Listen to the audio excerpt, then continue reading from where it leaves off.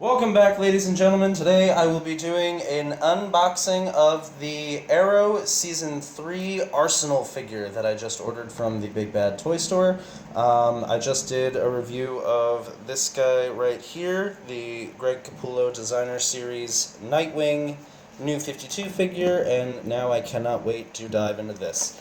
So, let me crack the box open. I'm going to have to undo some twist ties in the back, and I'll probably fast forward through this just to expedite things. And again, the new DC figures, I am extremely excited that they are coming with a variety of accessories, like different hands, bows, arrows. You look at some of the new figures, like Batman. A lot of them are coming with different hands, which I like. It's also kind of hard to keep track of, in Roy's case, 4 separate sets of hands. But we'll see later on what I think of it later. Okay, so we got this bad boy open. I've had a little bit of a chance to mess around with it. I've got some pros, I've got some cons. The pros, I really like the sculpt of it. This thing looks freaking badass. It's really nice to actually have a nice look at the Arsenal costume that's not, a screen grab or something. This is actually what it's based on and modeled after, and it looks pretty freaking serious. I like it. It comes with, like I said, the bow. I like Roy's bow. I wish we had a little bit more story as to where it came from. We don't really get that in the show, but it's pretty cool. The whole thing's one plastic piece, and it's got a little bit of bend. Oh, that's pretty cool. I guess if you had a character with supermassive arms that could pull it back this far, that'd be pretty darn cool. You also have the little... he has one individual red arrow, which is cool. The only problem is his shoulders have a wonderful amount of swivel up and down all around. His elbows, however, are one single hinge, and they do not go side to side. They are not on a ball hinge. They can only bend in one direction, which is absolutely ridiculous for an archer character, because how is he supposed to hold his bow? An arrow. Like, how do you can't, it's not, why?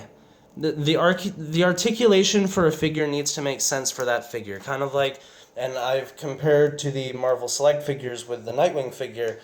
The Marvel Select figures, like their Spider-Man, have these little shoulder pieces that allow for a lot of extra articulation. And that's good for a Spider-Man figure because he can do all sorts of poses that other characters can't. So you would think with a character that needs to hold a bow and needs to make it look like he's holding it like he's about to shoot it, you'd think that at least the elbows would have a little bit of swivel to them. So I don't understand that. It comes with 4 sets of hands.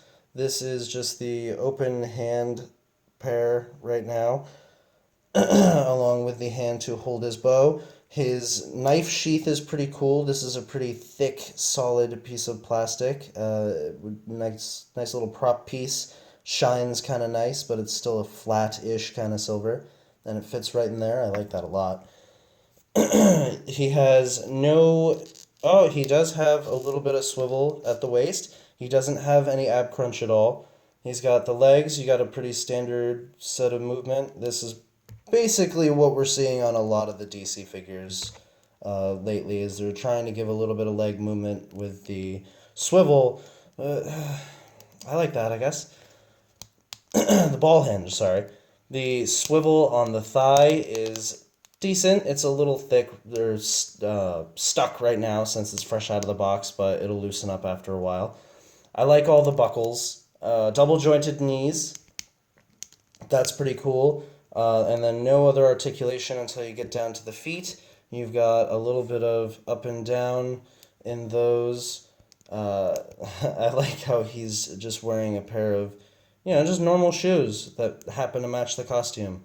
And they've got treads on them, which is pretty nifty. And then you got his little sticks down there, a couple of flechettes.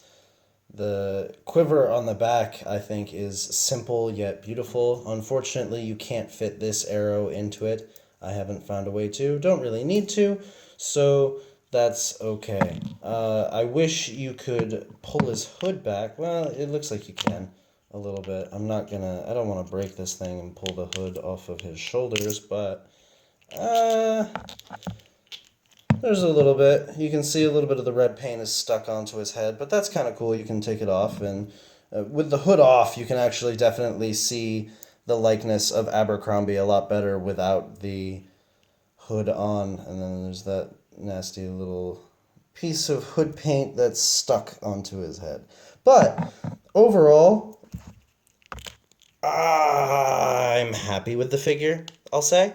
I'm happy with it. I enjoy it. It's definitely going to look cool on my shelf. He's not going to be fighting anybody, but he is definitely going to be a presence on my shelf. So, that is it. That is Arsenal and Nightwing, my reviews of those two figures. Hopefully I'll be able to get that hood back on his head at some point. Let me know what you guys think of these little reviews. I can try and get better at them. There's quite a few figures that I already have that I've thought about going back and doing reviews for, or there are always new figures coming out in the future. I am looking forward to some in particular that I hope to have when they're available on the Big Bad Toy Store, such as the 6-inch Black Series Kanan Jarrus from Star Wars Rebels, and also the Ahsoka from, I believe it is the current line of Black Series, but they're going to be released later this month or next month or sometime soon. But I'm going to try and track those down and hopefully do a review for those as well. Thank you for watching. I hope you liked the video. Arsenal, out.